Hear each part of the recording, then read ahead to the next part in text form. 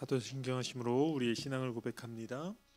나는 전능하신 아버지 하나님 천지의 창조주를 믿습니다. 나는 그의 유일하신 아들 우리 주 예수 그리스도를 믿습니다.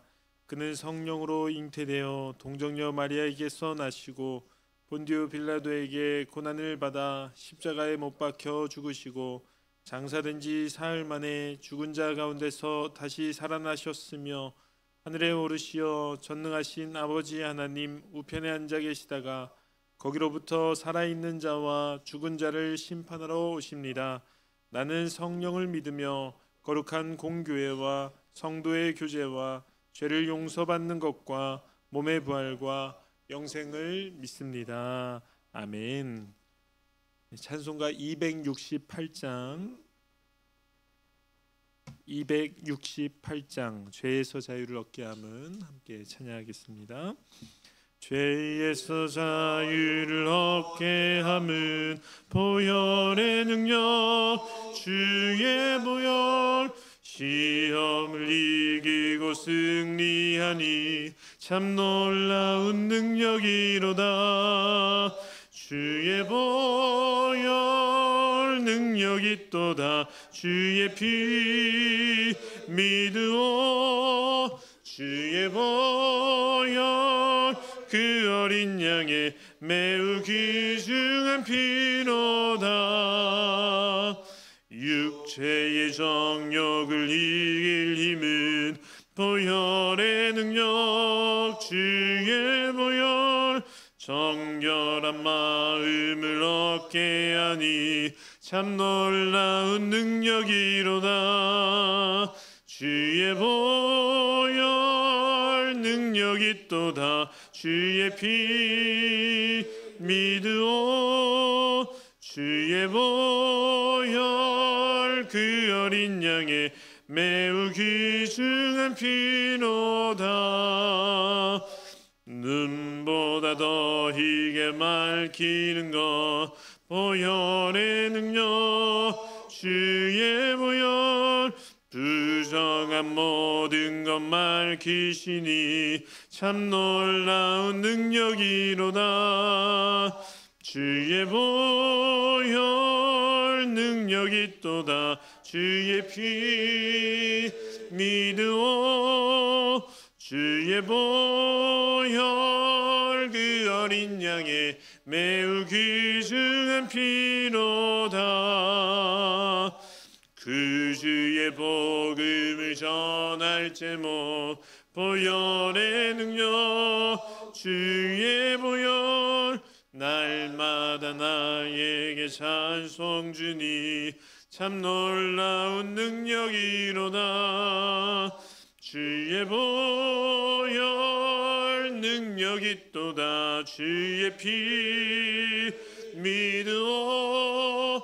주의 보혈 그 어린 양의 매우 귀중한 피로다. 아멘. 오늘 하나님께서 우리에게 주신 말씀은 민수기서 14장 39절부터 45절까지 말씀입니다. 민수기 14장 39절부터 45절까지 말씀 한 절씩 교독하신 후에 마지막 전 합독하도록 하겠습니다. 모세가 이 말로 이스라엘 모든 자손에게 알림해 백성이 크게 슬퍼하여 아침에 일찍이 일어나 산 꼭대기로 올라가며 이르되 보소서 우리가 여기 있나이다. 우리가 여호와께서 허락하신 곳으로 올라가리니 우리가 범죄하였음이니이다. 모세가 이르되 너희가 어찌하여 이제 여호와의 명령을 범하느냐. 이 일이 형통하지 못하리라. 여호와께서 너희 중에 계시지 아니하니 올라가지 말라.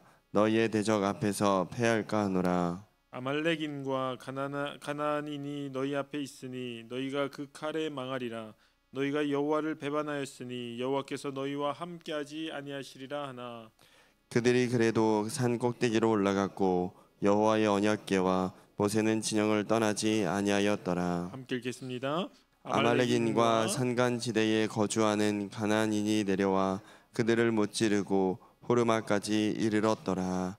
아멘. 기도하겠습니다. 좋으신 아버지 하나님, 은혜를 감사합니다. 지난 간밤에도 저희들을 주님 품 안에서 편히 쉬게 해주시고 또 이 새벽에도 저희들을 주 앞에 불러주심을 감사합니다. 물을 떠난 고기가 살 수 없음과 같이 저희가 주의 은혜가 없이는 한순간도 살 수 없음을 고백합니다. 이 새벽에도 말씀과 기도 가운데 저희들을 만나주시며 주의 성령으로 충만케 하여 주옵소서. 기도의 영을 부어주시고 마땅히 간구할 것들로 기도할 수 있게 하여 주옵소서. 주님께 감사의 예물과 또 1,000번째 예물 그리고 11조와 성경금 드립니다. 하나님 아버지, 믿음으로 또 순종으로 감사함으로 드리는 예물을 주님께서 기뻐 받으시고 약속하신 하늘의 복과 땅의 복으로 충만하게 채워 주옵소서. 주의 은혜로 종의 가정들을 형통케 해주시며 그 자녀들을 축복하여 주옵소서. 예수님의 이름으로 축복하며 기도하옵나이다. 아멘. 이 새벽에도 주의 은혜와 축복이 함께 하시기를 축원합니다. 오늘 말씀에는 이제 이스라엘 백성들이 이제 가데스 바네아의 불순종 때문에 하나님께 징계를 받게 되고, 그래서 정탐을 갔던 12명 중에서 여호수아 갈렙 두 사람을 뺐고 10명이 이제 그 자리에서 이제 즉사하는 그런 이제 책망을 받습니다. 이제 그러고 난 다음에 이제 이들의 반응이 이제 오늘 본문의 말씀에 나와 있습니다. 먼저 그 40절 말씀 보시면 아침에 일찍이 일어나, 그러니까 이제 어젯밤에 이제 책망을 들은 거죠. 그들의 잘못된 것에 대해 책망을 듣고 그 10명이 죽은 사건이 벌어진 겁니다. 이제 그리고 이제 밤새도록 이들이 무슨 생각인가 했을 거예요. 이제 그러고 난 다음에 이제 아침에 일찍 일어나 산꼭대기로 올라가며 이르되 보소서 우리가 여기 있나이다.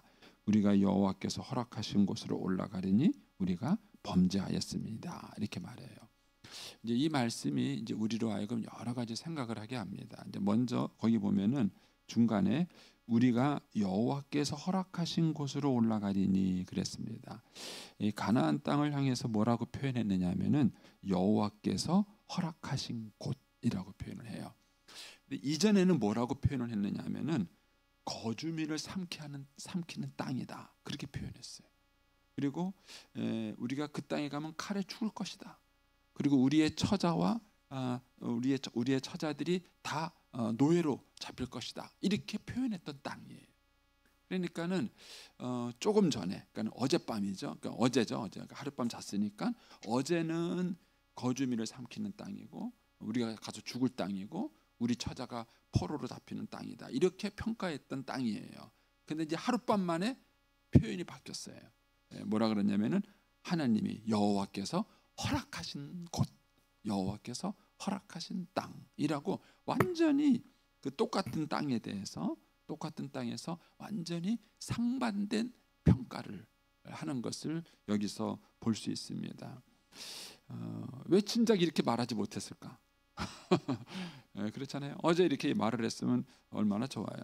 근데 이제 진작 이렇게 말하지 못하고 하룻밤 사이에 그 땅에 대한 평가가 이렇게 달라진 것입니다. 여러분, 이것이 우리 인간의 본성이에요. 우리는 어떤 일이 벌어졌을 때 그것을 평가하는 내가 굉장히 객관적이라고 생각합니다. 근데 사실 우리는 많은 경우 편견이 심해요. 편견이 있고 선입관념이 있고 그 편견과 선입관념 때문에 어떤 때는 극에서 극으로 가는, 전혀 똑같은 땅이잖아요. 똑같은 땅, 똑같은 환경인데 그것에 대한 평가가 어제가 다르고 오늘이 다른 거예요.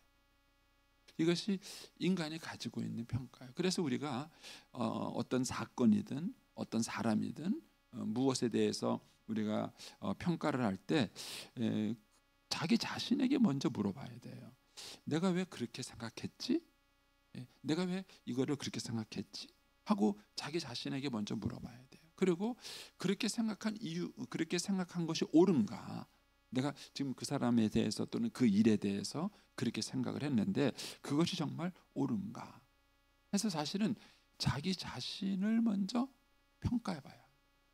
근데 많은 경우 우리는 자기가 느끼고 자기가 생각하는 것에 거의 오류가 없다고 생각해요.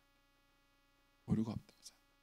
근데 우리가 이제 자녀들을 키워보고 이렇게 해서 알잖아요. 근데 우리가 이제 세월이 지나고 나면 후회되는 부분이 있지 않습니까? 아, 내가 그때 그 아이한테 왜 그렇게 했을까? 내가 그때 그한테 그렇게 하니까 애가 맞았는데 이런 것들이 있어요. 그러니까 사실은 우리가 죄성을 가진 인간이기 때문에 우리가 가지고 있는 생각과 감정이 많이 왜곡된 부분들이 많이 있어요. 그러니까는 상대방도 잘못할 수 있지만 나도 잘못할 수 있는 부분들이 많습니다.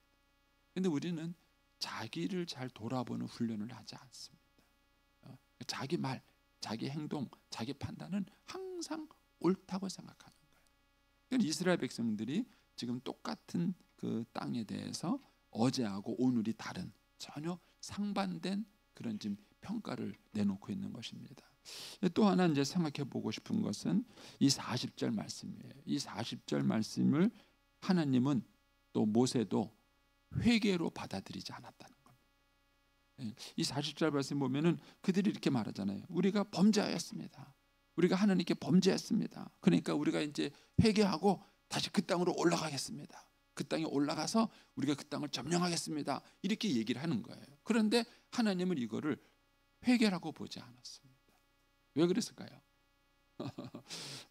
이거 한번 생각해 보세요. 지금 그들이 올라가지 않겠다 그래가지고 하나님께 벌을 받았고 하룻밤 자고 나니까 네 맞습니다. 우리가 잘못했습니다. 그러니까 이제는 우리가 잘못을 회개하고 그 땅에 올라가서 그 땅을 점령하겠습니다. 이렇게 얘기를 하는 거예요. 그런데도 하나님은 이것을 회개라고 보지 않았어요. 회개라고 보지 않았습니다. 이 부분이 우리라고는 참 많은 생각을 하게 만드는 겁니다. 그러면 우리가 이제 어떤 사람들을 바라봤을 때에 그것이 옳은 듯하면서 옳지 않은 것처럼 보이는 게 있어요. 자, 왜 이걸 회개로 받아들이지 않았는가? 41절 말씀을 한번 보겠습니다. 거기 보면 그렇게 말합니다. 모세가 이르되 너희가 어찌하여 이렇게 말합니다. 어찌하여 이제 여호와의 명령을 범하느냐? 그러니까는 이들의 행동을 회개로 보지 않은 이유가 뭐냐면 말씀대로 반응하지 않았기 때문에 그래요. 말씀에 대한 진정한 반응이 아니라고 본 겁니다. 그러면서 하나님의 뜻은 너희가 지금 가는 게 아니다. 가지 마라 이렇게 말을 한 거예요. 근데도 44절에 가면은 뭐라고 말합니까? 그들이 뭐가 나와요? 그래도 가요. 그래도 갑니다. 이 부분이 참 쉽지 않은 부분인데요. 이렇게 그 사람들하고 일을 해보잖아요. 일을 해보면은요, 어떤 사람은 똑똑해요. 똑똑하고 능력이 있는데 뭘 시키면 시킨 것에다가 자기 생각을 플러스 시킵니다. 플러스 시켜서 일을 해요. 왜냐하면 자기가 볼 땐 그게 좋다고 생각을 한 거예요. 근데 어떤 친구는 시키면 시키는 대로만 해요. 어떻게 보면 능력이 없는 것처럼 보일 수도 있어요. 근데 이게 성품의 문제를 놓고 봤을 때는 전혀 다릅니다. 이걸 어떻게 설명해야 될지. 제가 이제 손녀들하고 놀 때 할아버지 이거 좀 그려주세요 이렇게 얘기를 해요. 또는 이거 블록 쌓기 이런 거 할 때 이거 이렇게 좀 만들어 주세요 이렇게 얘기를 할 때가 있어요. 근데 제가 볼 때는 그렇게 하는 것보다는 이렇게 하는 게 훨씬 더 잘 것 같아요. 그래서 제가 이제 그림을 그리다가 뭘 이렇게 추가를 그리거나 그리고 이렇게 하면은요 화를 내요. 아니 그렇게 하지 말고 이렇게 아니 그것보다는 이게 좋잖아 이렇게 말하다 아니야 그게 이렇게 얘기를 해요. 그러니까는 시키는 사람이 요구가 있어요. 그런데 우리는 그 요구를 듣고 거기다가 내 생각을 덧붙여서 내가 볼 때는 이게 더 낫다고 생각해서 내 생각을 덧붙여서 이렇게 뭘 합니다. 근데 상대방은 기분 나쁜 거. 그거 어떻게 설명해야죠? 근데 저는 이제 오늘 아침 묵상하다가 제 아내가 저한테 자주 했던 말 가운데 그러잖아. 당신이 원하는 대로 했잖아. 그 얘기를 저한테 자주 했던 적이 있었어요. 뭘 하다 보면은 아니 그건 당신이 원하는 대로 했잖아. 내가 말하는 대로 해줘. 이렇게 말하는데 하여튼 그런 말을 들었던 기억이 이렇게 떠오르더라고요. 여러분 참 이게 우리가 일을 하면서 이 순종의 영성이라는 게 참 쉽지 않습니다. 상대방이 하는 게 사실 이거는 그렇게 무슨 진리 문제가 아닌 거예요. 예를 든다면은 성경에 오른뺨을 치며 왼뺨을 돌려달라 이렇게 말을 하잖아요. 근데 오른팔을 부러뜨리는데 왼팔을 내밀어라 이런 뜻 아니잖아요. 뺨이야 한 대 맞고 얼얼하고 기분 나쁠 수 있지만 그냥 있는 거예요. 다른 뺨한테 더 맞는다고 해서 천지개벽이 일어나는 거 아니에요. 그런데 그 정도는 그냥 양보하라는 거예요. 오른팔을 부러뜨리는데 왼팔을 내밀어라 이런 거 아니에요. 그러면은 이제 우리의 어떤 관계 속에서 상대방이 세모로 해달라면 세모로 해주고 네모로 하려면 네모로 해주면 되는 게 있어요. 그게 만약에 진리 문제라면 정말 진리 문제라면은 그렇게 못 해주는 거죠. 근데 그렇지 않은 것들이 사실은 우리 주변에 많아요. 그런데 시키는 대로 안 하는. 시키는 대로 안 하는. 그래서 우리가 이렇게 그 자녀들을 길러보고 할 때 아이들에게 순종 훈련을 시킨다는 게 참 중요합니다. 이거는 참 쉽지 않은 부분인데 예를 들어서 아이가 자기의 주관이 없고 무조건 맹목적으로 남에게 순종함을 가르치는 것은 유교적인 순종이에요. 우리나라 옛날 어른들이 그랬어요. 무조건 애들의 귀를 누르고 엄마가 시키면 시킨 대로 해야지 하고 이렇게 한 거예요. 이거는 이제 잘못된 거예요. 근데 반면에 요즘 아이들은요 너무 아이들의 생각과 귀를 막 살려놨어요. 그러니까는 남하고 맞추는 것이 어려워지는 거예요. 이걸 제가 좀 설명을 잘하고 있는 건가 지금은. 그러니까 지금 이스라엘 백성들은 하나님이 이제 올라가지 마라 그러면은 안 올라가야 되는 거예요. 그런데 굳이 자기 멋대로 가는 거예요. 그러니까 이제 모세가 한 표현, 저는 이 단어가 더 생각이 나요. 다시 41절에 보시면 모세가 이르되 너희가 어찌하여 왜 아직 하나님께 범하느냐. 그리고 44절에 가서 그래도 그들이 올라가서 꿋꿋하게 자기 생각과 고집대로 일을 한 거예요. 자기 방식대로 꿋꿋하게 일을 한 거예요. 여러분 부부 사이의 갈등, 부모 자녀 사이에 또는 가까이 일하는 사람들의 갈등이 왜예요? 진리 문제가 아니에요. 별것도 아닌데 그냥 상대방이 이렇게 하자 그러면은 뭐 그렇게 해도 사실은 큰 대수가 날 게 아니에요. 그런데 꼭 자기 방식으로 꼭 자기 스타일로 일을 하려고 하는 거예요. 근데 거기서 어긋남이 많이 있는 거예요. 그러니까 이스라엘 백성들은 그 품성을 배우지 못한 것입니다.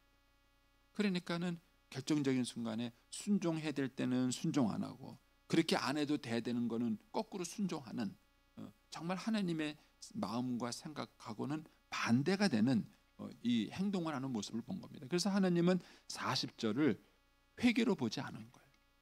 40절을 그들이 이제 내가 잘못했습니다. 내가 그 땅으로 올라가겠습니다 하는 이거를 하나님은 회개로 보지 않은 거예요. 잘 전달을 제가 하고 있는 건가? 그러니까 실컷 해주고도 제가 적당한 예가 생각이 안 나는데 어쨌든 제가 제 아내한테 그런 일이 있었어요. 실컷 해주고도 아내가 뭐라 그러냐면은 그래요. 당신은 당신이 원하는 대로 해줬잖아. 내가 원하는 대로 해줘야지. 왜 당신이 원하는 대로 하냐고 그런 얘기를 이렇게 들었던 기억이 있어요. 그러니까는 실컷 해주고도 칭찬 못 듣는 거예요. 왜냐하면 내 스타일로, 내 방식대로 하는 것이 있다는 것이죠.